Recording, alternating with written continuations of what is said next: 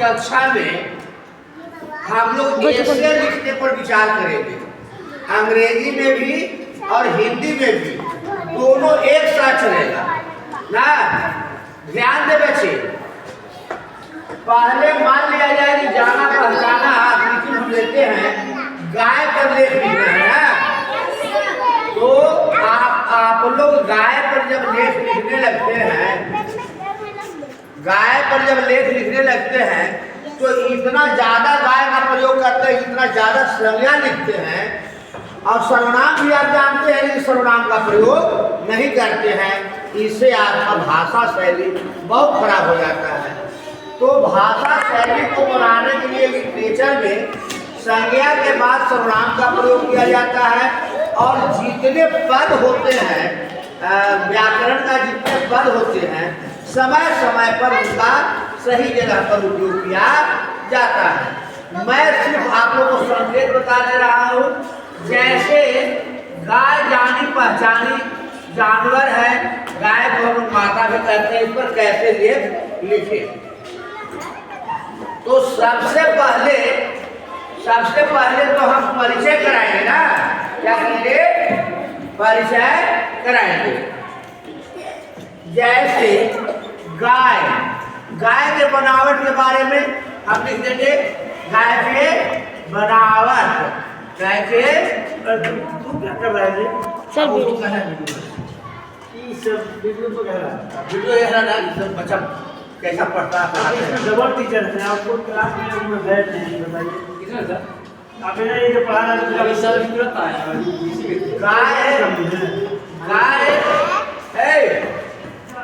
गाय के बनावट है, गाय के बनावट, उसके अंगों का नाम, उसके अंगों का नाम हम लिख देंगे ना एक लाइन में। कैसे लिखेंगे, एक गाय को एक के बार हम लोग करेंगे बच्चे सामने, गाय एक चौपाया जानवर होती है। अब गाय के जगह पर हम प्रोनाउन प्रयोग करेंगे, इसकी, इसे दो आँख, आप बोलते जाओ, तुम लोग देख देख के बोलो, दो आँख, फिर कौमा, दो कान, शरीर के बराबर देख देख के बोलो, दो कान, दो सींग,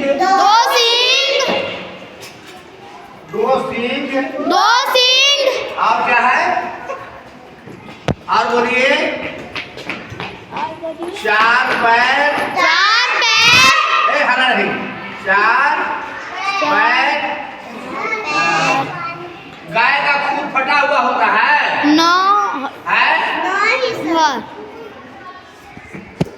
चार पैर, एक लंबी पूंछ होता है, एक लंबी पूंछ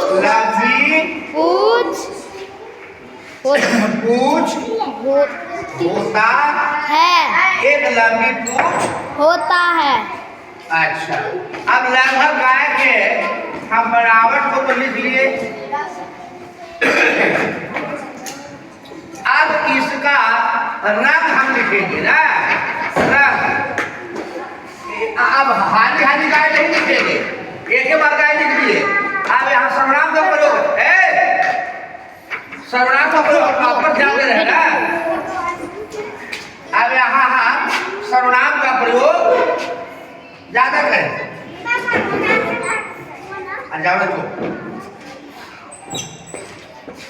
हाँ, ऐसा कुछ होता है, या विभिन्न रंगों में पाई जाती है, या विभिन्न रंगों में पाई जाती है, या विभिन्न रंगों में पाई जाती है। जैसे गाय कैसा कैसा होता है,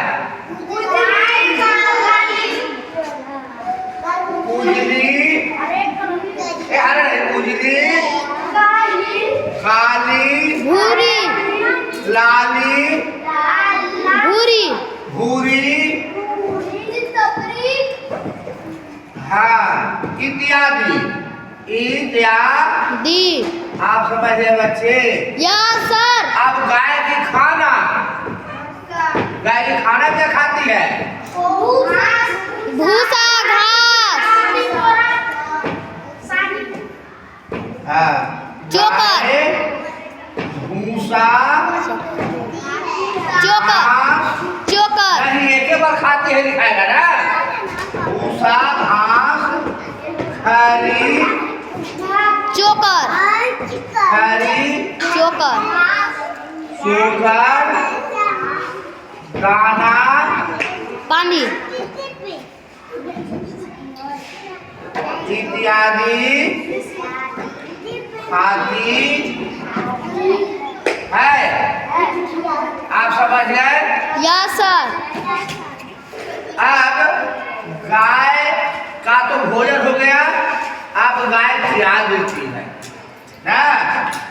सबसे पहले तो लिखेंगे कि एक बार फिर गाय लिख दिए यहाँ, इसलिए ना कि ये छोड़ो। यह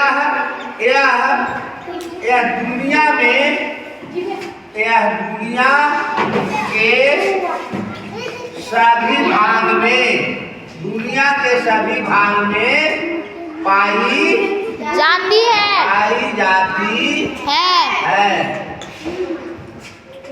यह दूध देती है। यह घी देती है। नहीं, दूध देती है जिसे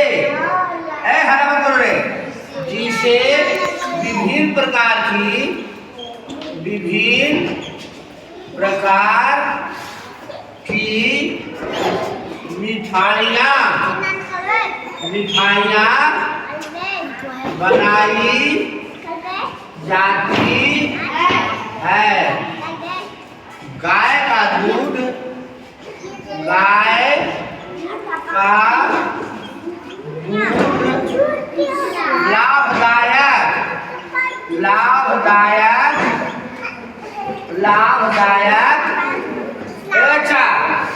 लाभदायक होता है।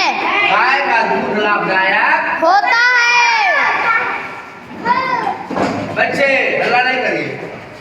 गाय का दूध लाभदायक होता है।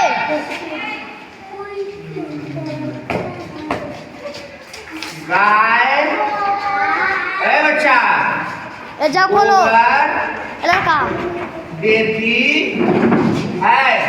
तो गोबर से क्या होता है? गणेश जी की पूजा होता है। हाँ, अरे जो हमारी खेती के लिए लाभदायक कितने बचे? तुमको का मतलब पूछिए। मुझे नहीं बताओ सर। वो टाइम पूछने आई है। वेरी लाभदायक।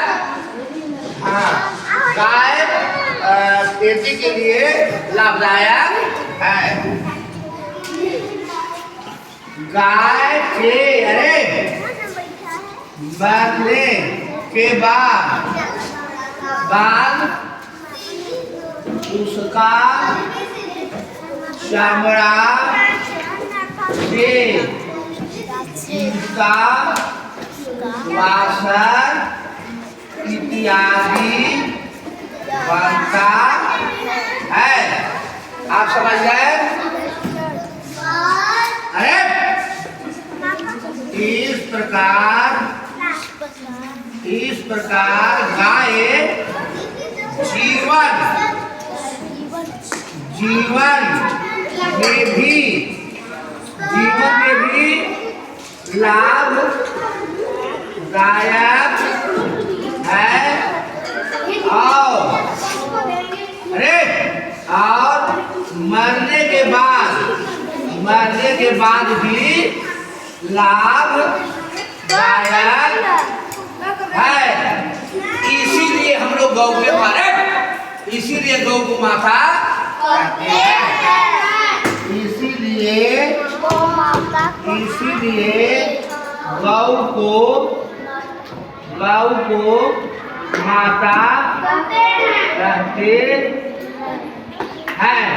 आप सब समझ रहे बच्चे? तो इस तरह से एक ही बार प्रयोग करना चाहिए नाम को, गाय को ना। तुम लोग गाय के साथ पैर होता है, गाय के धुआं होता है, नहीं होता है। इसी तरह से अंग्रेजी में लिखे The cow had 4-footed animal ना। अब हमको बता दो प्रोनाउन का प्रयोग कर दीजिए। अब इस सब लिख दीजिए। तो इसको अभी उतारेगा तो उतार लो, और नहीं तो कल मैं देखूंगा कौन कौन ऐसे लिख के लाया है। एक शब्दों में लिखो राइट एंड रिमेम्बर ऐसे काउ, ऐसे राइट एंड रिमेम्बर ऐसे एंड काउ। हाँ, इंग्लिश एंड हिंदी बोथ। अतना बचे 6 अंग्रेजी और हिंदी दोनों में है। हाँ ठीक है, थैंक यू वेरी मच। आप लोग समझ पाए? चलिए अब उधर कॉन्टिन्यू पढ़ाइए।